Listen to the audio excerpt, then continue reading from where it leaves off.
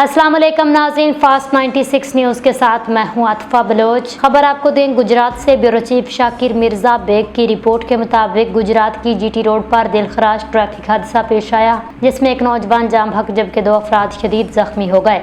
हादसे ने न सिर्फ मौका पर मौजूद अफराद को लर्जा कर रख दिया बल्कि पूरे इलाके में गम की लहर दौड़ा दी। रेस्क्यू 1112 के मुताबिक ये अफसोसनाक हादसा अली चक के करीब पेश आया, जहां तेज रफ्तार कार ने बेकाबू होकर आगे जाने वाले ट्रक को पीछे से टक्कर मार दी। टक्कर इतनी शदीद थी, कार मुकम्मल तौर पर तबाह हो गई।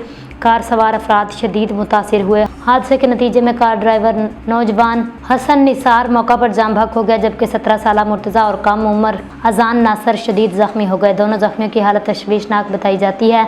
रेस्क्यू ज़राए के मुताबिक जाम भाग होने वाले नौजवान हसन निसार की लाश और जख्मी मुर्तज़ा और अजान नासर को फौरी तौर पर तिबी इमदाद के लिए ट्रॉमा सेंटर लाला मूसा मुंतकिल कर दिया गया, जहां डॉक्टरों की जानिब से जख्मियों को हंगामी बुनियादों पर तिबी सहूलियात फराहम की जा रही हैं। हादसे के यानी शाहीदीन के मुताबिक कार नहायत तेज रफ्तारी से चल रही थी। अचानक बेकाबू होकर ट्रक के अकबी हिस्से में जा टकराई।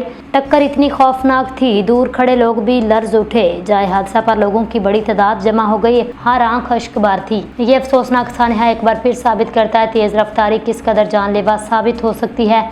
एक लम्हे की लापरवाही ने एक घर का चिराग बुझा दिया, दोनों खानदानों को शदीद दुख में मुब्तला कर दिया। रेस्क्यू हुकाम और मुकामी पुलिस ने जाए हादसा से शवाहिद इकट्ठे कर लिए, जबकि हादसे के हवाले से मजीद कार्रवाई भी जारी है।